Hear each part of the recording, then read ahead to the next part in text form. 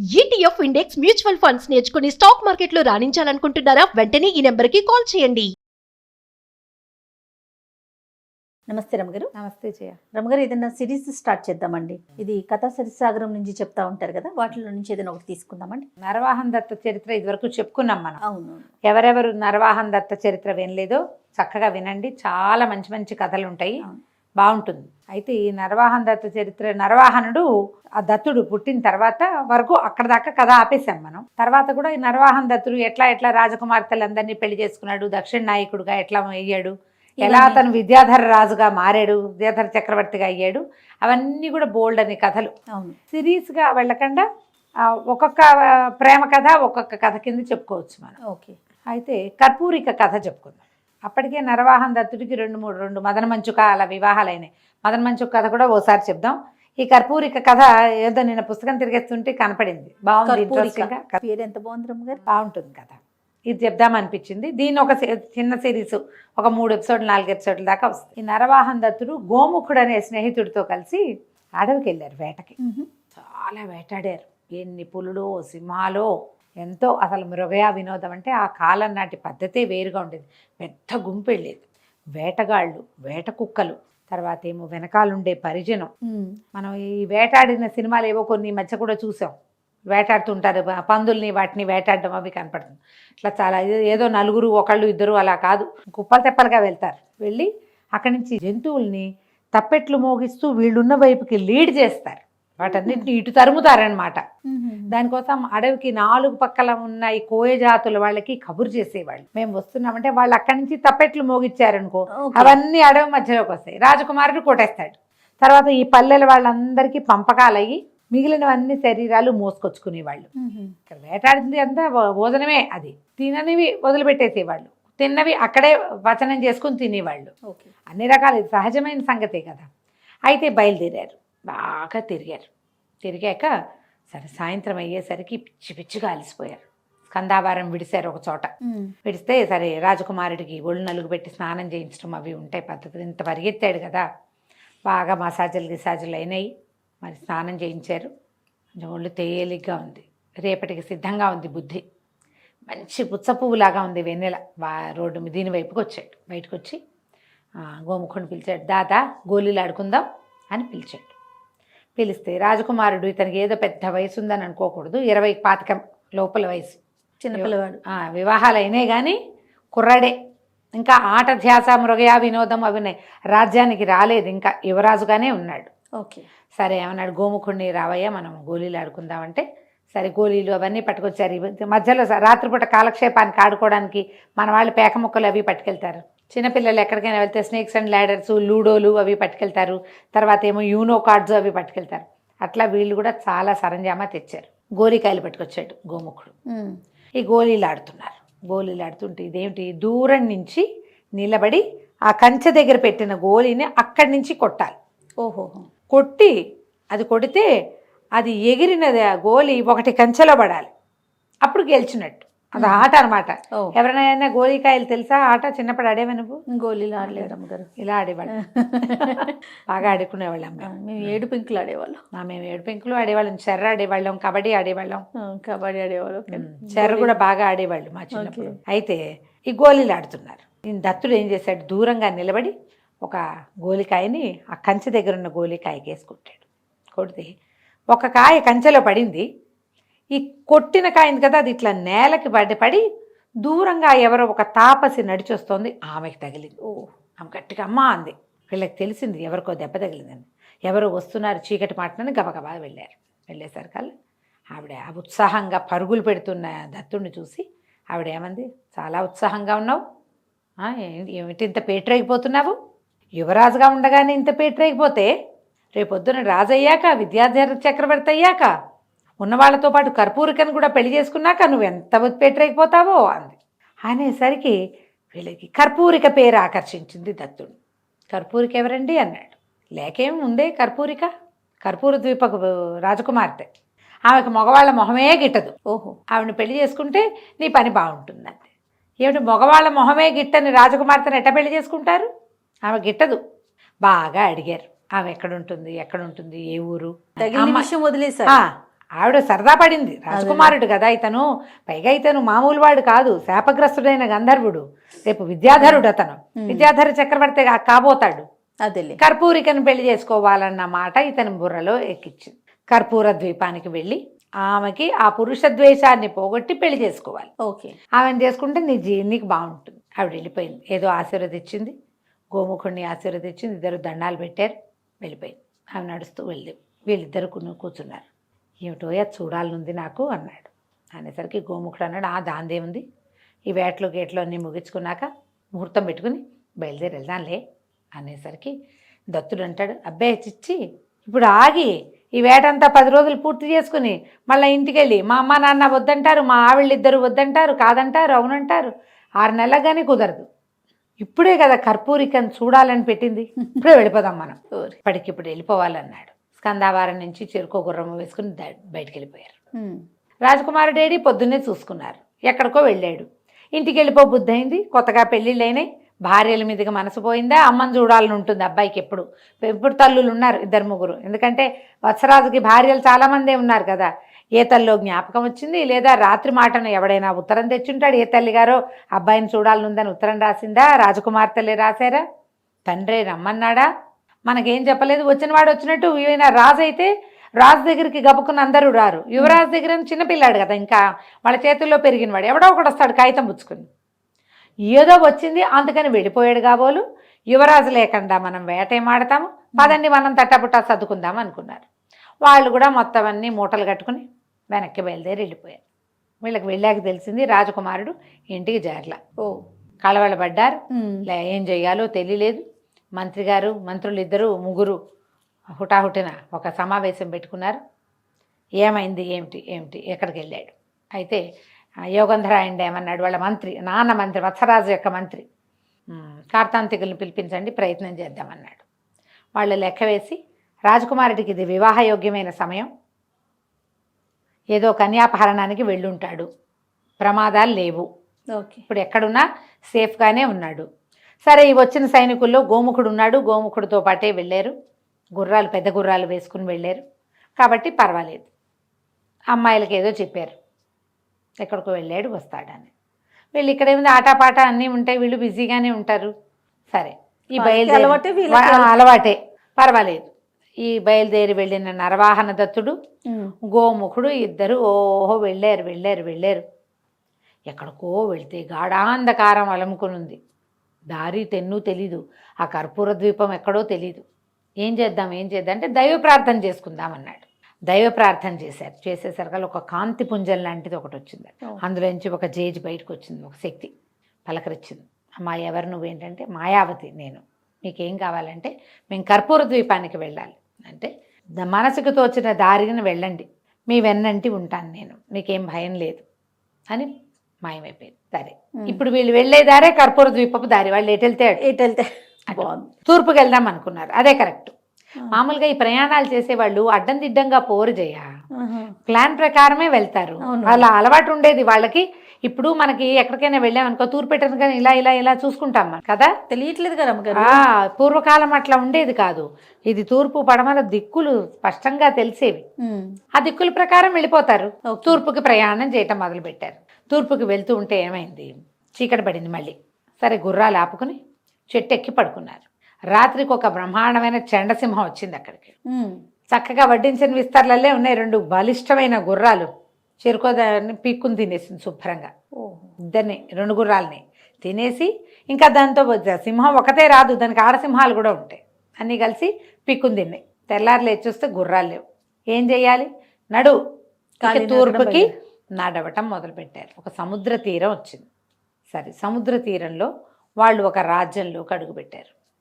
విశాలమైన దారులు, ఎవరెవరో మనుషులు ఏంటేంటో పనులు చేస్తున్నారు. కానీ ఒక్క క్షణం అయ్యాక వాళ్ళకి అర్థమైంది, వీళ్ళు మనుషులు కాదు, అవి చెక్క మనుషులు, రోబో లాంటివి.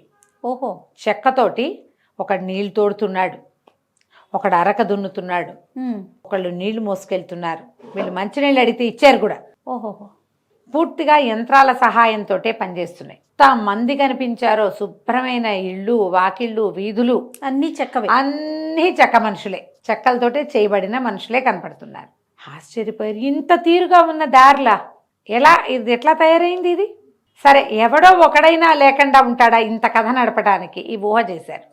అన్ని దారులు చూశారు. సైనికులు ఉన్నారు, రథాలు ఉన్నాయి, చెక్క గుర్రాలు, చెక్క ఏనుగులు, చెక్క ఎడ్లు, పనులన్నీ అవుతున్నాయి. మామూలుగా ఒక ఊళ్ళో ఏం పనులు అవ్వాలో అవన్నీ అవుతున్నాయి. అన్నీ చెక్క మనుషులే చేస్తున్నారు. వెళ్తే వీళ్ళకి బ్రహ్మాండమైన కోట ఒకటి కనపడింది. వాకిట్లో ఉన్న కాపలాదారులు చెక్కలు. బాగుంది. లోపలికి వెళ్ళారు. లోపలికి వెళ్తే చాలామంది జనాలు కూర్చున్నట్టుగా కనపడుతుంది. అన్నీ ఉడెన్వి, కొయ్య బొమ్మలే అవన్నీ. వీళ్ళు చూస్తే పైన సింహాసనం లాంటిది ఒక ఆసనం ఉంది. దాని మీద ఒక ఆయన కూర్చుని కనపడ్డాడు, మనిషి, ఒకే ఒకడు. వీళ్ళు ఆశ్చర్యపోయారు. వీళ్ళని చూడగానే అతను చాలా సంతోషంగా వచ్చాడు. ఎన్నాళ్ళైంది జీవించి ఉన్న మనుషులను చూసి, రండి రండి రాజకుమార రండి అని పిలిచాడు. సరే, లోపల తీసుకుపోయాడు. ఆహారం అంటే ఆహారం పట్టుకొచ్చి పెట్టాయి. చెక్క బొమ్మలే తెచ్చిపెట్టాయి. ఓ పక్కకి వెళ్తే ఓ పక్కన సరోవరాలు అవి ఉన్నాయి, స్నానాలు చేయడానికి అవకాశం ఉంది. అన్నీ చెక్కవే. వాళ్ళే పట్టుకొస్తున్నారు బట్టలు పాత్రలు. స్నానం చేశారు, ఆహారం తిన్నారు, విశ్రాంతి తీసుకున్నారు. అప్పుడు వీళ్ళు అడిగారు, మీరెవరు? ఇవన్నీ ఇలా చెక్కతోటి కొయ్యతోటి ఎట్లా చేయబడ్డాయి? యంత్రాలతోటే ఇవన్నీ ఎట్లా పనిచేస్తున్నాయంటే తన కథ అతను చెప్పడం మొదలుపెట్టాడు. ఈ చెక్కల కథ ఏమిటో మనం వచ్చే భాగంలో తెలుసుకుందాం. చాలా బాగుంది రమ్మగారు. మనం ఏదో రోబోట్స్ని కనిపెట్టేసాం అనుకుంటున్నాం. చూడండి, ఎప్పటి కథల్లో ఉంది, ఇది ఆల్రెడీ ఉంది చూడండి. అదే కదా రమ్మగారు. మనం కర్పూరి కది, నరవాహన దత్త చరిత్ర, అదే కథా సరిత్సాగరం, ఇవన్నీ ఎన్నున్నాయి. ఎన్నున్నాయో. కథా సరిత్సాగరంలో ఉన్న నరవాహన దత్త చరిత్రలో నుంచి కర్పూరిక కథ చెప్పుకుంటాం. కర్పూరిక పెట్టుకుందాం రమ్మగారు మనం. సింపుల్ గా ఉంటుంది. అంతే, బాగుంది. అసలు పేరు బాగుంది కదా. దత్తుడు గోముఖుడు ఇద్దరు ఒక ఊరు చేరారు. అక్కడ అన్ని చెక్కబొమ్మలు ఉన్నాయి. లోపల ఒక రాజుగారు ఉన్నారు. అప్పుడు ఈ రాజుగారు ఏం చెప్పాడు, ఎవరు ఏమిటి అంటే, నాది ప్రాంతం కాదు, నేను కాంచీపురానికి చెందినవాడిని, మేమిద్దరం అన్నదమ్ములం. నా పేరు రాజ్యధరుడు, మా అన్నయ్య పేరు ప్రాణధరుడు, మేమిద్దరం వడ్రంగులం, దారు శిల్పులు. అయితే మయబ్రహ్మ దగ్గర నుంచి మేము ఒక విద్య నేర్చుకున్నాం. చెక్కతోటి విమానాలు కూడా చేసేస్తాం మేము. ఏ బొమ్మలైనా ప్రాణం పోసేయగలం, వాటికి ఏ పనైనా చేయించగలం ఆ యంత్రాలతోటి. చెక్క యంత్రమే. మళ్ళీ ఈ యంత్రాల్లో ఇనుము వాడబళ్ళ, ఉడేనే అంతా. ఓకే, మేము ఆ విద్య నేర్చుకున్నాము. రాజ్యంలో మాకు కొంత గుర్తింపు లభించింది, చాలా కాదు కొంత లభించింది. అయితే మా అన్నకి బాగా వేశ్యాలోలుడు. ఆయన భార్య పిల్లలు ఉన్నారు, వేశ్యాలోలత్వం ఉంది. వేశ్యల మీద ఖర్చు పెట్టేవాడు డబ్బు బాగా. ఎంత డబ్బు వచ్చినా ఆయనకి సరిపోయేది కాదు, చాలా డబ్బు కావాలి. ఖర్చుదారి మనిషి. ఇప్పుడు ఏదో ఖర్చుదారి మనిషి అంటే ఓ కొనుక్కోవటమో ఓ ఇది కాదు. ఎవరికైనా స్త్రీల కంటే ఒక్క పూట వెళ్ళి వాళ్ళకి వేల కొలది ఇవ్వాలంటే పైగా ఇతను డబ్బు ఇస్తాడని తెలిస్తే డబ్బులకే వస్తారు అవతల. అంతేగా. ఎంత పోస్తే వస్తుంది, అక్కడి నుంచి వెనక్కి ఒక్క రూపాయి రాదు. మనం డబ్బులు పోసి ఓ వస్తువు కొనుక్కున్నాం అనుకో, వస్తువైనా ఉంటుంది, వ్యక్తులు ఉండరు కదా.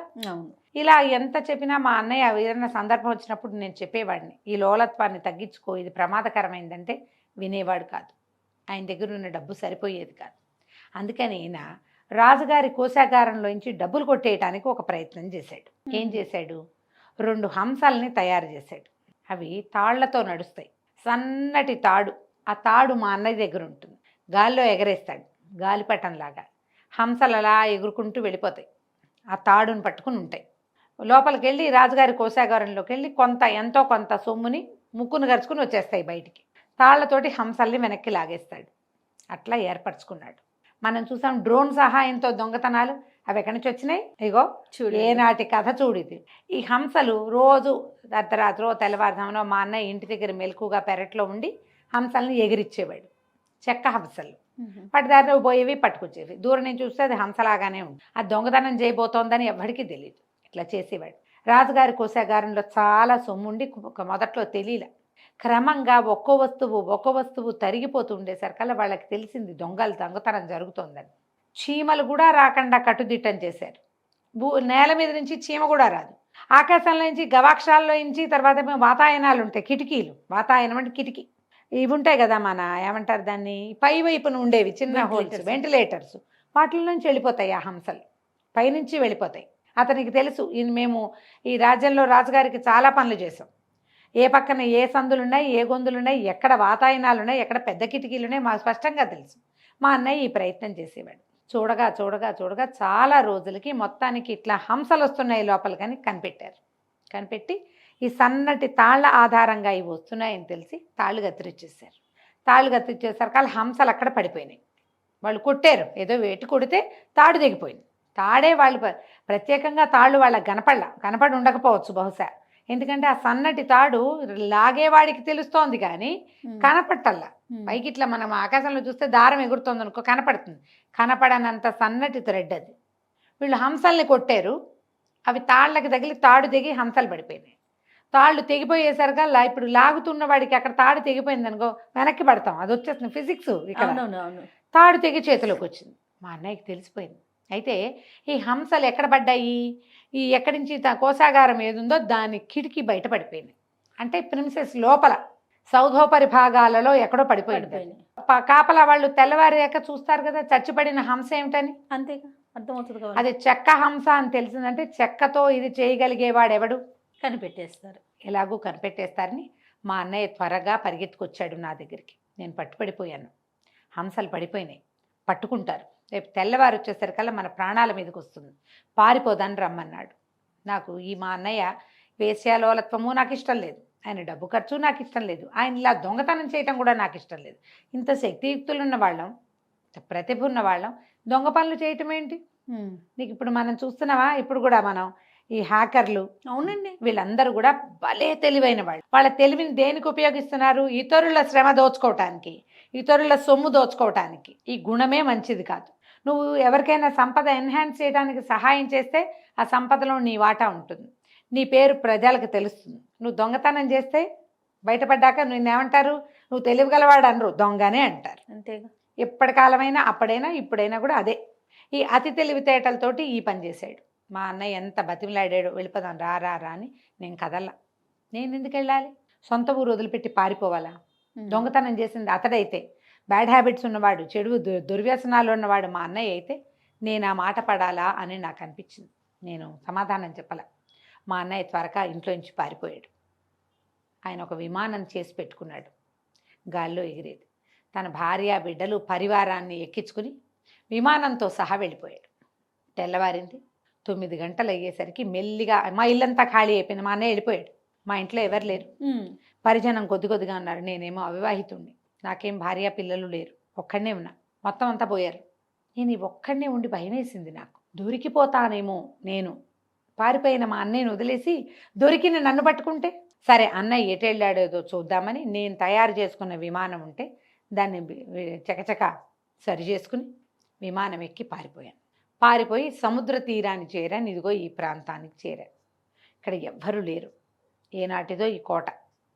సరే ఏం చేయలేకపోయాను, ఏం చేయాలో తెలియలే. అయితే ఏమైంది, ఒంటరిగా ఎంతో కాలం ఇక్కడే ఉండిపోయాను. 3-4 రోజులున్నా. ఆహారం ఆకలిస్తుంది, ఏం చేయాలో తెలియదు. నిద్రపోతే నాకు కల్లో ఒక బాలుడు కనపడ్డాడు, బ్రహ్మచారి కనపడి, రాజ్యధర నువ్వు ఇక్కడే ఉండు, ఇది నీ రాజ్యం, నువ్వు ప్రాణాల మీద ఆశ తీపి మానుకోవద్దు, నీకు మంచి రోజులు వస్తాయి, ఆకలిస్తే మధ్యమపురానికి వెళ్ళు అని చెప్పారు కల్లో. చూసుకున్నాను మధ్యమపురం ఎక్కడుందా అని. ఇక్కడి నుంచి కొంత వెనక్కి వెళ్ళాలి. ఆ మధ్యమపురానికి వెళ్తే అక్కడ బంగారు పాత్రల్లో వడ్డించిన పదార్థాలు ఉన్నాయి. శుభ్రంగా పెట్టుకుని తిన్నాను.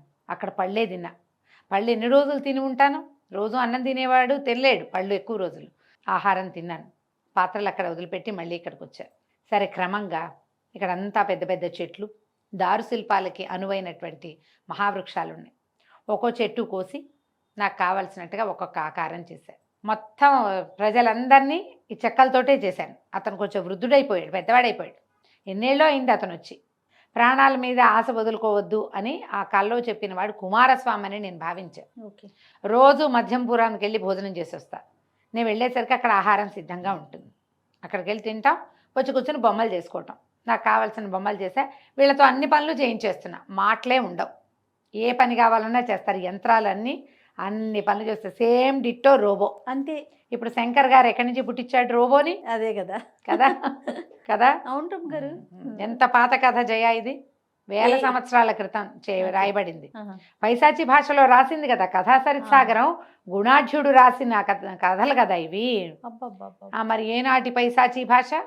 సూపర్ కదండి. ఇవేనేమో మూలాలు, అందులో ఏ అనుమానము లేదు. అవునండి. అక్కడి నుంచి నేను ఒక్కడే ఉంటున్నా. ఎప్పుడో నాకు మంచి రోజులు వస్తాయని. మాటలు లేవు కానీ వీళ్ళు ఉన్న వాళ్ళందరూ అన్ని ఆజ్ఞలకి పనులు చేస్తారు. సరే మీరు ఉండండి, ఈ పూట ఇక్కడే ఉండండి అని అడిగాడు. ఉండండి, కొద్ది రోజులు ఉండండి అన్నాడు. పెద్ద ఆయన అడుగుతున్నాడు కదా, ఉందామనుకున్నారు. సరే వెనక్కి వెళ్ళాడు, తీసుకెళ్ళారు. అక్కడ ఏవో చెట్ల పళ్ళు కనపడుతున్నాయి, ఆకలి వేస్తున్నాయి వీళ్ళిద్దరికి. పళ్ళు కోసుకుంటుంటే వద్దు వద్దు పళ్ళు ఎందుకు, స్నానం చేయండి అని చెప్పి స్నానాలు చేయించి మధ్యమపురానికి తీసుకెళ్తే ముగ్గురికి సరిపడా ఆహార పదార్థాలు ఉన్నాయి అక్కడ. చక్కగా ఇప్పుడప్పుడే బయలుదేరి 5-6 రోజులు అయిపోయింది. షడ్రసోపేతంగా శుభ్రంగా హాయిగా తిన్నారు.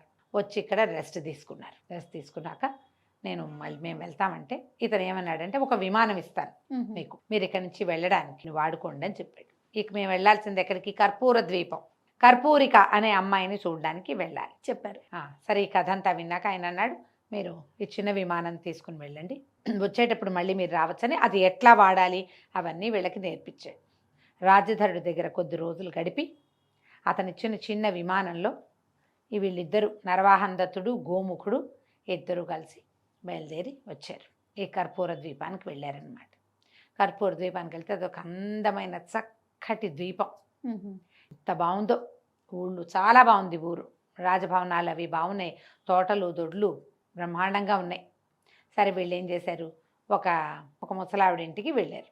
వెళ్ళాక భోజనం చేశారు. ఆవిడకి ఏదో కొంత డబ్బులు ఇచ్చారు.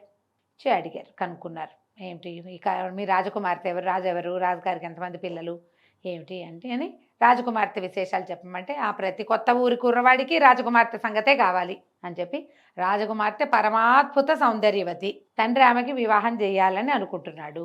పిల్ల పేరు కర్పూరిక, నిజంగానే కర్పూరపు బొమ్మలాగానే ఉంటుంది, కానీ ఆమె పురుషద్వేషిణి, పరమద్వేషం, పురుషద్వేషం ఆవిడికి.